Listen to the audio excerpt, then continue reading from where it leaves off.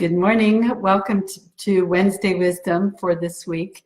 I guess last week's video was a little wonky, so sorry about that.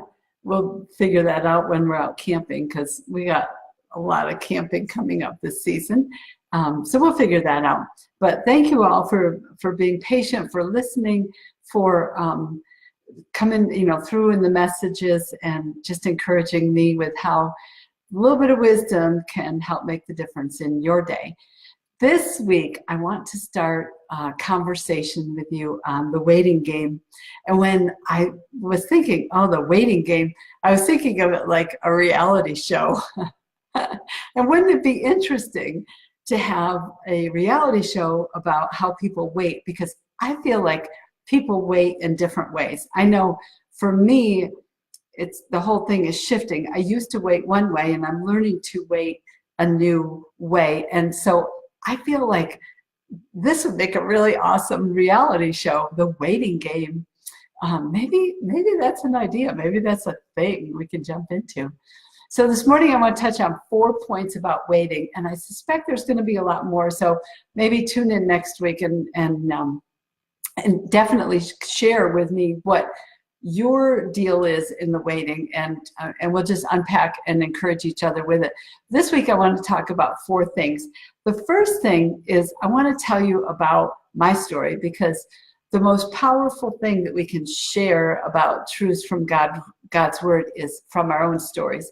And the waiting game is really key in my story over decades, because you see, I had this prayer a couple of years ago. I said to the Lord, sometimes I pray like these really sort of audacious or bold prayers. And I said to the Lord, you made me like with deep wells. Like I have deep wells of energy. I have deep wells of emotion. I am a perpetual learner. So I have deep wells of wisdom and understanding that I want to go after. It doesn't mean I have it. It's just I have capacity to kind of go deep in there.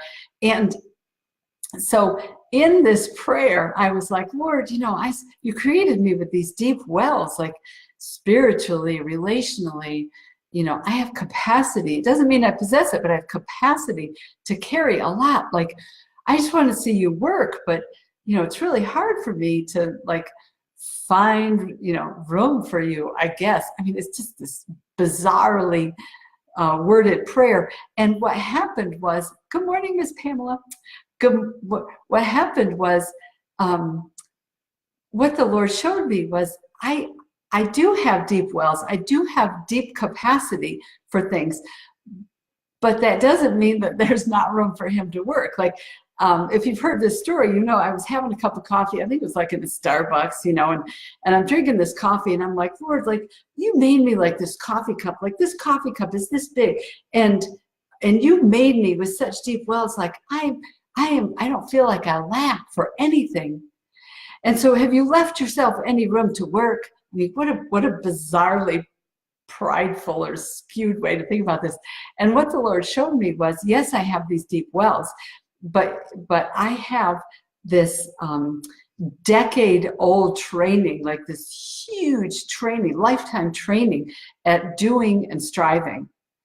And because I'm a doer, and because I get ideas and I kind of go for it and I run with it, that it's not that God doesn't have room to work. It's that I don't leave him room to work. So one day I was in I was getting some prayer ministry and was just kind of listening to the Lord, where he was going with this. And we were talking about surrender. And the Lord said, will you surrender your PhD in doing and striving? And I thought, well, okay, if you want it. It's obviously not working for me, because I want to see more of you in my life. I want to see more signs and wonders from you in my life. So my doing and striving isn't working for me. So sure, you can have my self-proclaimed PhD in doing and striving. And I said, what are you going to give me in exchange for this? And immediately I heard a PhD in bravery. because I'm not afraid to go dive in and do stuff. I'm not afraid to try stuff. I'm not afraid to catch an idea, dream a dream, and start to think about how I can make that happen. And so we made this exchange. So I have this PhD in bravery because I'm super brave, and I let go of my PhD in doing and striving, which then put me in a season of learning how to wait, learning how to let God work in that space. And so I want to talk about 4 just general things of what I've learned about waiting and waiting on the Lord and what the waiting game kind of boundaries look like. And the first one is you have to trust in who God is. You can't wait on someone who you don't deem trustworthy, whether they are or not. It's really hard to sit and wait on someone to do something if you don't trust that they're actually going to do it in the end. So the first thing is you have to know and trust in God's character and who he says he is. And we can unpack that all year long. But let's just suffice to say is we have to know who God is and trust in who he says he is. The second thing is we have to break the striving. You have to get to a place where you are willing to let go of this striving, doing everything possible to make that thing happen. You have to be willing to let go of that. And this is that season that I've walked through for the last 14, 15 months. Third thing is you have to do the things that create space for God to work. So we've been talking about this, my husband, the chemist, and I, quite a bit lately, because we're both doers, but what we want to do is do the things that create space for God to come in and do the things that only he can do. So what would that look like? So for example, if you are wanting to see like 300 people come to your church every Sunday, like we have a church plant. So that's kind of what pops into my mind. So if you want to see 300 people on a weekly basis coming to your church, what are some things that you can do to create space? Because you can't force them to come. You can't go and chain them up and bring them in. That's not how we want people to come to our church. So what things could we do? Well, you could make sure there's 300 chairs. That's creating space. You know that those people are going to come with children, so you can make sure you have a staffed and a well-functioning children's ministry to receive them. That's something you can do. You can make sure that you have Sunday service on Sunday, maybe even advertise a little bit. So there are certain things that you can do to create space while you wait for God to do what only he can do, which is bring those people there. Does that make sense? So there's a lot of other personal applications there. I think we could unpack that whole thing in a month. So the fourth thing is you have to know where you're going. Like you have to know what it is that you are waiting on God for. So for me, I'm in a place where I'm working to create space for God to show up in my business, in my work. So there are certain things that I can do to prepare for that. So we just launched our online course a couple of weeks ago. And so that's creating space to be able to reach more people for breakthrough in identity and purpose and finding hope, all the things that we do in our course.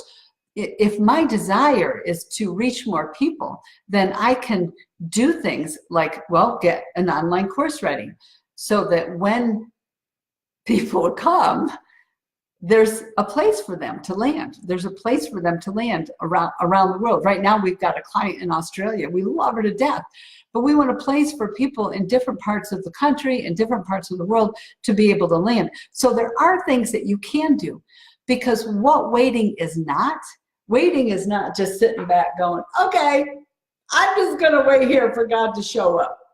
How many of us have been in that season where it's all right, I'm just sitting here waiting. I'm not going to do anything until the Lord shows up. Well, I really feel like that's not a productive path.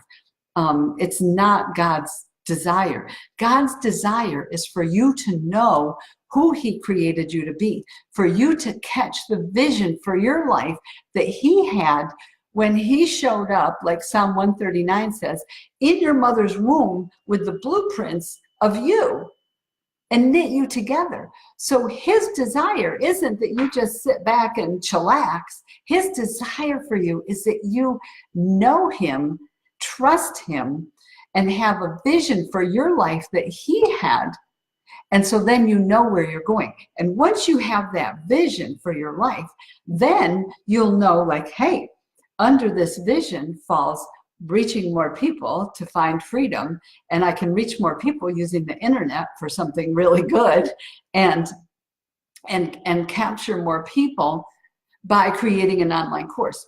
So once you trust God, once you understand he created you for a purpose and had a vision for your life, and once you understand what that vision is, then you know what to do to create space for him to do what only he can do, which is what we do in the waiting. Waiting is not a passive thing. Waiting is preparing a space for God to show up and do what only he can do in your life.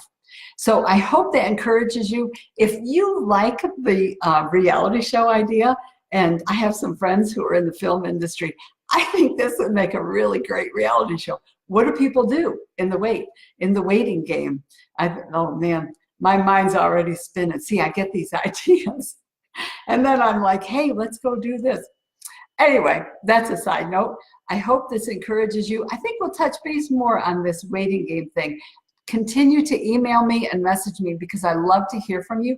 And I would really love to hear what works for you in the waiting and what doesn't work for you in the waiting.